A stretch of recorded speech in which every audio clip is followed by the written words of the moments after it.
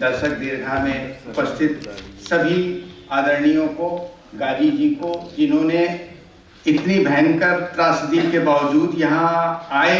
ये मैं देखकर मतलब मैं चमत्कृत हूँ कि मैंने तो उम्मीद नहीं की थी कि वो आएंगे गाजी साहब, लेकिन फिर भी वो आए। इसके लिए मैं उनका आभारी हूँ और सभी लोगों को मैं अभिवादन करता हूँ जो लोग यहाँ मौजूद हैं, मेरे रिश्तेदार, मेरे मित्र, मेरे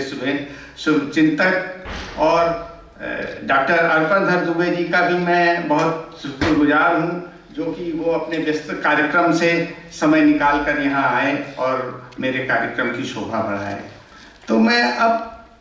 सर्वप्रथम आदरणीय बुद्धसेन शर्मा जी को अपनी श्रद्धांजलि अर्पित करता हूँ कि आज उनके जन्मदिन के अवसर पर मुझे भी यहाँ कुछ कहने का मौका मिला, और इसके लिए मैं गुफ्तगू टीम को पूरा आभार प्रकट करता हूँ। मैं उन पर बुद्धसेन शर्मा जी को श्रद्धांजलि अपनी अर्पित करते हुए अपनी किस पुस्तक के बारे में कुछ शब्द कहना चाहता हूँ।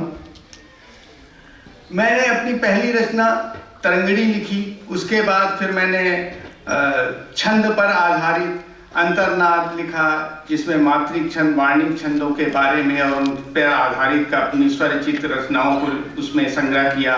फिर उसके बाद एक मैंने कुकुब छंद और लावणी छंद पर आधारित सुरबाला लिखा।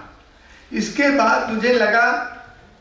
कि मुझे, चूंकि मैं गांव में से बिलोंग करता हूं, गांव से रहा हूं, शुरू में बचपन में अपने दिनों में गांव में अक्सर जाया करता था, को गांव की जिंदगी,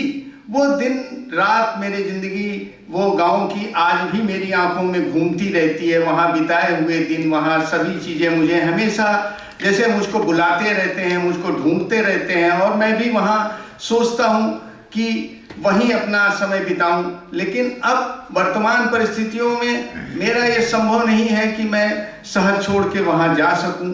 तो मैं अपनी जो मेरे अंदर जो मेरे भाव उपजे,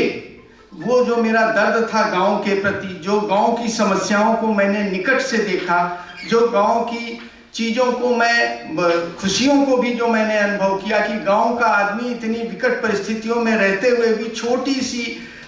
खुशी मिल जाने पर कितना प्रफुल्लित हो जाता है। हम लोग इतनी बड़ी बड़ी चीज़ें पाकर भी शहर में नहीं प्रफुल्लित होते, और गांव का आदमी छोटी सी चीज़ों में ही कितना प्रफुल्लित, कितना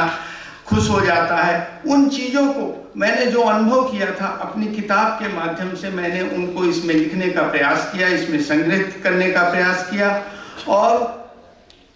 चूंकि ये गांव के बारे में लिखी जा रही थी, तो मैंने कोशिश की कि ऐसे छंद का चुनाव करूं कि जिसमें रचनाएं सुगमता से पढ़ी जा सकें, सुगमता से बोली जा सकें और सुगमता से लोग समझ सकें। तो इसके लिए मैंने ताटंग छंद का इस्तेमाल किया, और कुछ मुक्त छंद में भी लिखी मैंने रचनाएं, जो कि जो मुक्त छंद में है उनमें ज़्यादातर गांव के जीवन से में व्याप्त खुशियों का ही और उनके दैनिक जीवन का ही उसमें लिखा गया है। लेकिन जो 22 कविताएं शुरू की हैं उसमें गांव में जो भी जिस तरह की भी गांव का जीवन है, जो गांव के लोगों की समस्याएं हैं, गांव में अंधविश्वास है, गांव में क्या, शहरों में भी, अब तो शहर भी, छोटे शहर जो है वो भी गांव की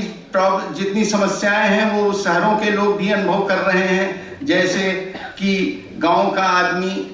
जब शहर छोड़ के चला आता है, बच्चा उनका चला जाता है और बूढ़े माँ बाप गांव में रहते हैं, तो वो अकेलेपन में क्या अनुभव करते हैं, क्या उनका दर्द होता है, वो अब छोटे शहरों में भी वही दर्द गांव शहरों में भी आ चुका है। शहर में भी लोग, बहुत सारे लोग अपना अकेले जीवन व्यतीत